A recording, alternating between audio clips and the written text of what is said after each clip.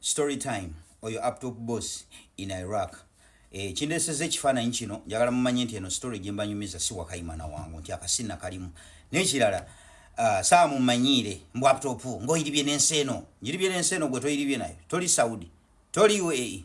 So ekindeseza story eno njagala tufunemu ekyokuyiga. Olw'ensonga nalabye ku nsonga ya Kony nga waliwo abagezaako okudemoralizing oba okudemotivatinga abaana b'enkyukakyuka. Munaemwe abaana b'enkyukakyuka simanyi biki bino mukoera bwerere abazungu bankwe nendaba n'abakola analysis wa P2B nti bino abazungu bankwe simanyi Museveni nga balina bye banyumyanyumya nga ki kye bagezaako kusiigira nti abazungu bankwe naye abazungu si bankwe. Naye kibafuula ab'enkwe abantu bamistakeninga enkwe ne professionalism.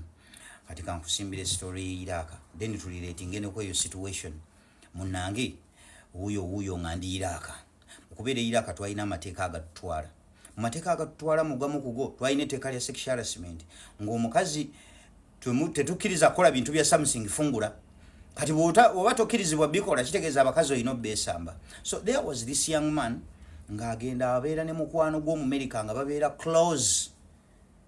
Mu kubeera close ng'omukazi amutumiza ebintu amutumiza biki ayina gadgeti ziri ez'amalayo ng'azimutumiza ne bazimuleetera nga ffe tutunula butunuzi bwa kimala ng'agenda mu PX wayingirangayo Bamerika bali abalina ziddi odi badge nga ffe bakacere bu badge bwaffe tebuyingirayo naye ng'omukulu kasita abeera naye ye munnanga ayingira ne bamugirayo byayagala ng'omukazi n'okusasula yasasula nga tasasula yadde ne ssente. Kaakati time etuuka nga tubeera awo abaana abagendanga mu kanisa yemwe yalinga asula nga basanga omukazi ali mu kaleega kokka n'akapale ali ku laptop ayina byanyiga kuga abaana ne bamanyira ddala nti omwana bannange ali ku mmyo Faransa yeeyagala bweyagazi nava amulanga bannange musajja gw'oli ku kituufu gwe nga Iraq ekugondedde buli kaseera obeera ku nnyingo 102 ng'otiga omuyaye nga yatuvimba omukazi kamukime ku posti amukima ku posti ne bajja ne batambula babeera bonna bakumanya abazungu balabika bulungi nga bambala obudyekere bulera amagulu gonna nogaba naye ne omwana ono bannange mmwe ewammwe nga babasabira nnyo edduwa. Kati akaseera katuuka ndowooza omuvubuka alaba nti yeetaaga okukola ku return on investments. Omukazi amuyiriddewo nnyo omubiri yeetaaga abeeko byamuddizaayo. Omwana mulenzi ng'agenda kwasaba roodi ng'atandika mpaako tolizaala akalema omukazi yeekyanga omuzungu. How could you do something like this? I was taking you as a brother. You've been a good person and I've been a nice person to you. How could you? This is being unprofessional. Mukama Katondo akakazi nga tegakukuma akakazi kagukuma nolowooza nno nti bigweraawo akazi ne kagenda ne kamulopa mu mayor cell. Abaali e Iraq be bategeera kitegeeza okugenda okulopa mu mayor cell ku musango gwa sexual harassment ogwo oba ku nnyonyi helikopita zikukimirawo paka Baghdad. Hey munnange omuvubuka nga bamuteeka ku nnyonyi fe abaali balaba n'omukwano gwe baalina twaga nti abakazi nga bankwe.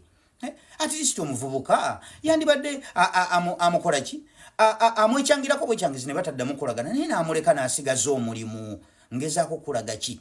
That is how professional abazungu we bali. Taddaawo mbw akolere favor no matter how friendly you've been to her or to him. Ebintu byabwe babitambuza by the book.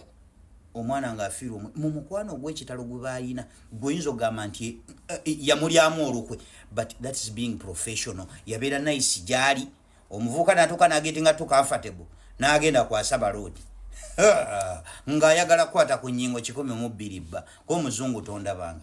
Omuvubuka ng'afiirwa akalimu bw'atyo. Osobola okuvuuza abavubuka abali mu Europe enneeyisa y'abazungu ayinza okuwa parking ticket nga yebwe yeesesasasa n'olowooza agenda kusonyiwa, but they are professional okituuka ku nkola y'emirimu.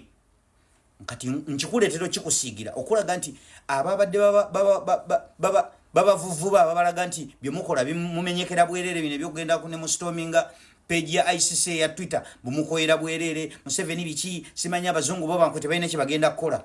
Ono omukulu bwe yakolagana n'abazungu yatuuka ekiseera n'agetinga tu comfortable n'alowooza nti ye banne nnyo n'ayitawo yandikomye n'atandika okuzza omusango ng'alaba ali mu comfort zone ate kati kiyinza kuba ki bali abandi mugulumbiza bakyaliibe not knowing nti bali ebintu babe babitambuza by the book baba basazeewo okolagana naawe baagala obeere professional omukulu ngazza misango gyonna nga bwemugiraba bwazaagiza twajja ne twogera nti wemba mulabye prosecutor wa ICC azze mu State House oyo tazze kunywa kyayi nawe kenyini osobola okukola research noga nti prosecutor bwankyalirako najjako ewange mba mukati abagaki. It is unusual prosecutor okujja ne baba kusavinga police yetero kikola ne prosecutor bwatuko okujja mu State House kitegeeza abadda kubira essimu nga tozikwata you are a witness in the case oba gwomu kubazibe emisango azze ononyerezebweko beko statement zokola zeze ensonga ezireta prosecutor joli kati omukulu ono omusango nga guwulirizibwa bwabanga bano ba prosecutor yali mulopi nga yazzenga mujulizi yali mujulizi lwaki teyazze ku bajulizi ababaddewo mu kuleeta obujulizi obukola ki bwaba kuba prosecutor bwaba yali yazzenga amutuukiridde nga ye mujulizi mu keesi eyo lwaki tabaayo n'agenda naawe obujulizi ono omukulu nga bwe mukyogera yekoni nga bwe mukyogera yekoni kyova olaba baawozezza nga koni taliwo ng'aliwo ffe Uganda mu State House okitegedde gwe toyinza kuŋŋamba gwa stabilizing the region n'obeere Somalia n'okola ki no Sudan simanyi Congo